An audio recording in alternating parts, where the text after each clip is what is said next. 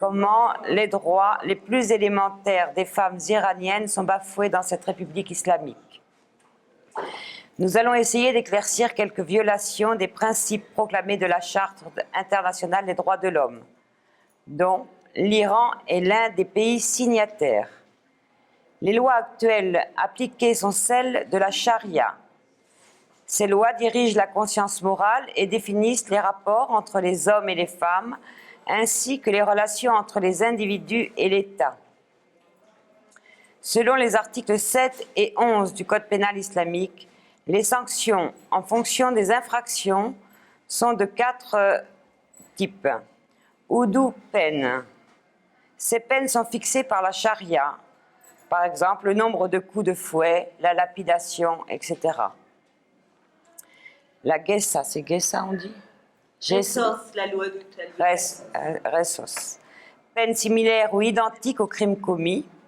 Celui qui a assassiné ou blessé un tiers peut être tué, blessé ou mutilé lui-même. Diyat, entre parenthèses prix du sang, argent de la vengeance. Tazirat, peines dont la nature, la durée, etc. ne sont pas déterminées par la charia. Elles sont appliquées selon la conception personnelle du juge islamique. Droit à la vie. L'article 3 de la Déclaration universelle des droits de l'homme stipule « Tout individu a droit à la vie, à la liberté et à la sérénité de sa personne ». L'article 5 du Pacte international relatif aux droits civils et politiques précise « Dans les pays où la peine de mort n'est pas abolie, un verdict de mort ne peut être prononcé que pour les crimes les plus graves, conformément à la législation en vigueur au moment où le crime a été commis. » Or, les lois de Oudou, Gessa préconisent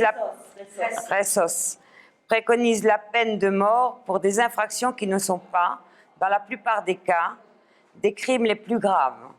Il s'agit de délits tels que l'adultère, alinéa 6 au 107 du Code pénal iranien, A83 le Oud, pour avoir commis le zina, entre parenthèses l'adultère, et la lapidation dans les cas suivants. Une adultère commis par une jeune mariée ou un homme marié, le Code pénal iranien Had, article 102, au moment de la lapidation, l'homme doit être enterré jusqu'à la ceinture et la femme jusqu'à la poitrine.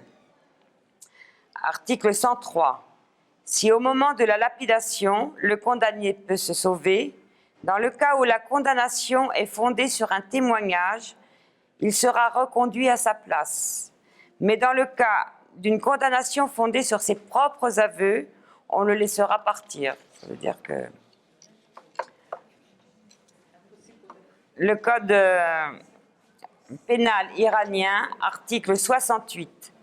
Quand un homme ou une femme avoue 4 fois devant le juge religieux avoir commis l'adultère, il ou elle sera lapidé. Article 74.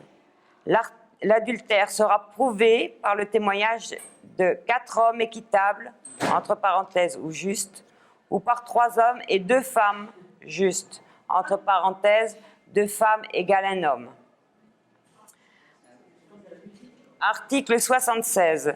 Le témoignage des femmes ou des femmes plus un homme non seulement ne sont pas acceptables, mais de plus, elle et lui seront punis pour diffamation. Article 107.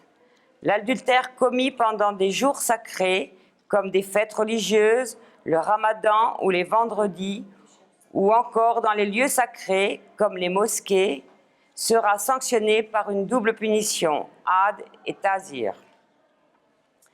L'homosexualité féminine, alinéa 127 au 134 du Code pénal iranien. Article 129. Le had de homosexualité féminine est puni par 100 coups de fouet.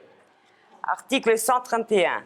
Toute femme ayant déjà été condamnée par 3 fois pour homosexualité et punie chaque fois par le had, entre parenthèses 100 coups de fouet, sera condamnée à la mort la 4e fois.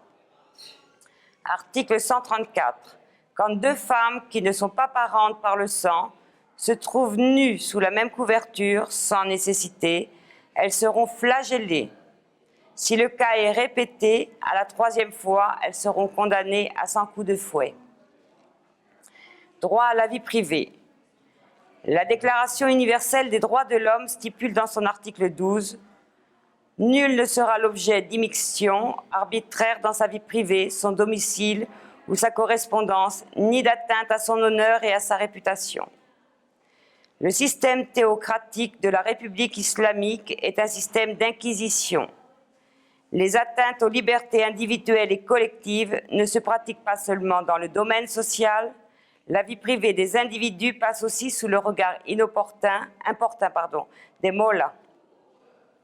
L'alinéa de l'article 102 du Code pénal, la Tazirat, dit « Les femmes n'ayant pas respecté la tenue islamique dans les lieux publics ou qui se sont montrées sans hijab seront condamnées à 74 coups de fouet. » 74 coups de fouet. Droit à l'égalité entre l'homme et la femme. L'article de la Charte internationale des droits de l'homme stipule « Tous les êtres humains naissent libres et égaux en dignité et en droit. » Dans le système intégriste islamique d'Iran, la femme est officiellement méprisée. Souvent, elle n'est pas prise en considération. Quand elle l'est, c'est pour l'assimiler à un malade mental et, dans le meilleur des cas, à un demi-être. Article 76 du Code pénal iranien le témoigne. La loi sur les désignations des juges précise dans son unique article que les juges doivent être désignés par les hommes.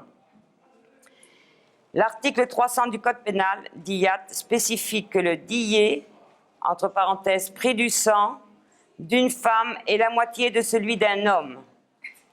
C'est sur cette base que cet article précise « Lorsqu'un musulman tue avec préméditation une musulmane, il sera condamné au rossé. » Comment elle a dit ? Rossos. Mais les parents de la femme qui demandent la vengeance du sang devront payer au meurtrier la moitié de son diyé avant l'exécution du...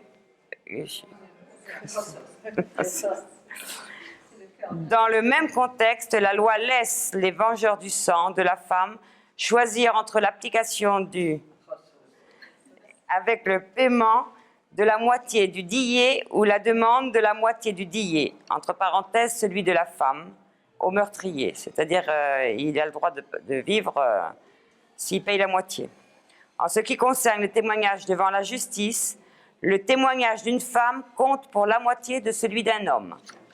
Je vous remercie. Mais est-ce que sur cette première partie, vous avez envie de poser quelques questions ou de faire quelques commentaires sur les raisons de la résurgence ou sur ce qui se passe en Iran? J'ai toujours l'impression que quand on parle des intégristes, on pense surtout aux intégrismes religieux. Et il y a d'autres intégrismes, je sais qu'on en parle. Tout à fait. Je sais qu'on en parle aussi, mais des intégrismes, par exemple, ethniques. Absolument. C'est le cas, par exemple, de la Bosnie ou du Rwanda, ces intégrismes. Absolument. C'est des intégrismes qui n'ont peut-être pas autant d'importance que les intégrismes islamiques parce qu'ils ne sont pas trop étendus dans le monde. Les intégrismes religieux sont très étendus dans beaucoup de pays et touchent la vie quotidienne des femmes tous les jours. Et c'est ce qui est le plus dramatique. Tandis que, par exemple, les intégrismes ethniques, dans le cas, par exemple, du Rwanda, c'est un intégrisme qui s'est développé petit à petit, mais qui ne touche pas peut-être la vie des femmes dans tous les jours. Il y a un intégrisme ethnique, parce que vous le savez, il y a deux ethnies principales, les Hutus et les Tutsis.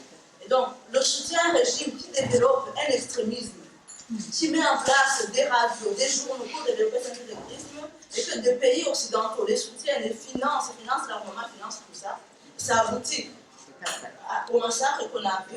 Donc, c'est vraiment là aussi un cas assez grave. Ça c'est une chose. Moi, tout en étant très contente de toutes les réactions qu'il y a eu dans le monde, surtout des réactions humanitaires. Des soutiens humanitaires maintenant aux gens au Rwanda, aux gens dans les camps de déplacés, dans les camps de réfugiés, même les billes de France on fait un travail merveilleux pour soutenir les villes du Rwanda et tout ça. Donc je suis très contente de ce soutien humanitaire, mais aussi je suis parfois déçue qu'il n'y a pas tout un soutien pour faire un lobby contre ces gouvernements, contre... Moi, c'est une profonde déception que j'ai. Parce que je sens que les gens ne comprennent pas que si, par exemple, dans le cas du Rwanda, je ne vais pas être très long, mais par exemple, dans le cas du Rwanda, la France a soutenu ce régime. Et maintenant, des criminels courent le monde, en France, en Belgique, aux États-Unis, et il n'y a aucune action contre ces criminels.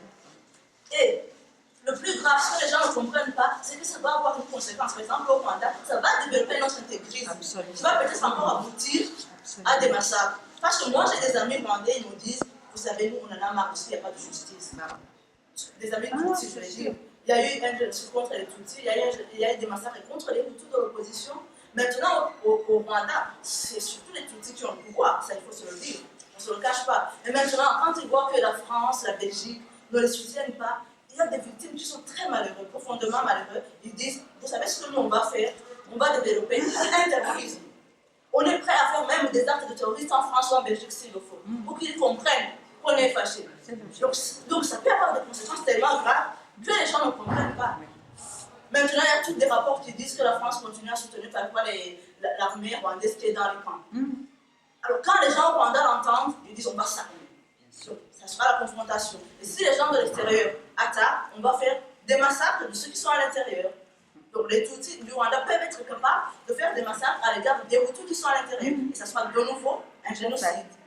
Donc sans que les gens peut-être peuvent se limiter à des actions humanitaires, mais s'il n'y a pas toute une action politique et tout ça, ça peut... Parce que cet intégrisme vous touche en quelque sorte. L'intégrisme musulman, en France, il y a plein de musulmans, ils font des attentats peut-être. Vous vous sentez un peu concerné. Moi, je remarque ce silence assourdissant ici pour les femmes concernant la Bosnie, mais quand même ces viols systématiques et ces massacres énormes, c'est assourdissant ici, dans ce forum des femmes. Et je veux dire comment là, nous favorisons et comment peu à peu l'intégrisme religieux gagne du terrain partout.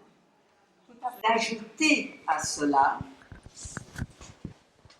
après condamner, en parlant de cette violence, rendre punissable par la loi et inscrire dans leurs priorités l'action contre la montée des intégrismes religieux qui sont une cause directe de violence contre les femmes. Que je sache, à ce jour, c'est bien de condamner, mais si on ne punit pas, ce sont des paroles, et des paroles vaines. Nous voulons des punitions, nous voulons des sanctions. Que je sache, à ce jour, il n'en est pas question. Ça n'a pas été mis du tout. Mais ce que je vous demande, et je nous demande aussi, c'est que dans tous nos pays, nous poussons tout ce que nous pouvons de toutes nos forces pour que néanmoins, dans les lois, soit ajouté lorsqu'il y a condamnation. Il n'est pas encore gagné dans tous les pays, bien sûr, peu s'en faut, mais que l'on ajoute des sanctions réelles. La deuxième chose, du point de vue document, c'est le CIDOR. C'est la Convention pour l'élimination de toutes les formes de discrimination sur les femmes, qui est sortie en 1979, que vous connaissez, je pense, toutes, dans les pays où ça n'a pas été signé. C'est le cas des États-Unis, par exemple. C'est de l'Iran aussi. Bon, ça, bien sûr. Mais je veux dire, il y a des cas plus étonnants. Bon, c'est sûr. Nous battre réellement, et c'est à l'intérieur de chaque pays, on ne peut pas le faire d'un pays à l'autre. C'est de l'intérieur que ça se fait, comme toutes les luttes efficaces, pour que cette convention soit signée. Là où elle est signée, se battre pour qu'elle soit ratifiée. Là où elle est ratifiée, se battre pour qu'elle soit appliquée. C'est très important.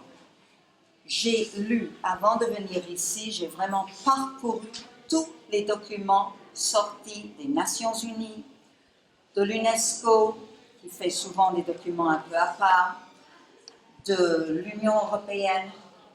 Je n'ai pas trouvé un seul document qui punit les actes de violence issus d'intégrisme religieux ou autre. Je n'ai pas trouvé un seul. C'est absolument gravissime. Donc nous devons, c'est notre travail. Et ça, il faut vraiment se gendarmer, s'armer et être extrêmement fort. Ce que nous sommes en train de dire, c'est que les violences, pas les gens, les violences qui sont commises contre les femmes pour raison d'intégrisme religieux ou autre, que ces violences-là soient rendues punissables par la loi, non pas en tant que crime quelconque, en tant que violence dictée par les idéologies intégristes. Autrement dit, que ce soit ces violences spécifiques qui soient condamnées pour cette raison-là. Bien sûr, on ne punit pas les intégristes en tant que tels, uniquement lorsqu'ils commettent des violences à l'encontre des femmes. Oui, je ne suis pas juriste. Vous êtes juriste de formation? Pas du tout, mais là-dessus, nous avons travaillé depuis assez longtemps. Il y a une logique Non. de droit abstrait, Mais il y a- pas une logique courante, Si. et je crois que ce n'est pas légitime de faire ce type de raisonnement selon la logique du droit. Ces violences-là, Tous actes de violence non, sont- toutes les violences ne sont pas condamnées par les lois de nos pays, seulement certaines. Ça, je suis d'accord. Alors, je suis d'accord. Mais c'est de ça qu'on parle, d'accord? Non, mais je crois quand même que c'est vraiment très, très important, hein? Il faut être clair là-dessus, ok? Je voulais suggérer que, d'accord, nous sommes ici, le forum se termine bientôt, mais que nous allons rentrer dans nos pays. Et je pense que nous pouvons, les différentes associations féminines concernées, et nous le sommes toutes, j'espère, les différentes coordinations et collectifs, nous pouvons adopter comme une de nos priorités pour les quelques années à venir, d'effectivement lutter contre ces intégrismes ethniques qui sont absolument tragiques, qui mènent plus souvent au génocide. Et nous sommes ici en Chine et nous avons un exemple, excusez-moi, un exemple avec le Tibet qui est un génocide ethnique et non religieux. C'est un exemple sur place. Donc, bon, il y en a en Afrique, il y en a en Asie, il y en a en Europe, il y en a en Amérique, au Brésil, il y en a. Bon, il y en a vraiment dans le monde entier. Est-ce que nous pouvons prendre un engagement, vraiment, pour établir cela comme une priorité pour les quelques années à venir et nous battre contre cela? Est-ce que vous êtes d'accord? Oui?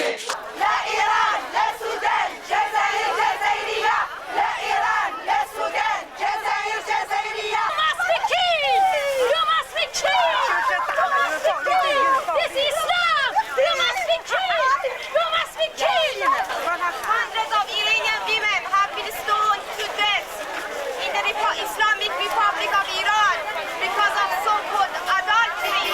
This is the punishment for adultery. They stone a woman with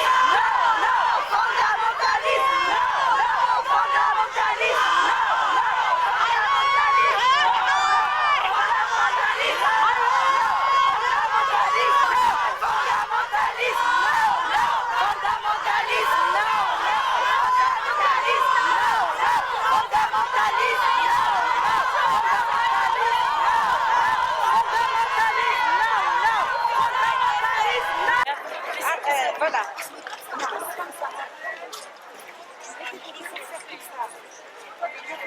un triangle.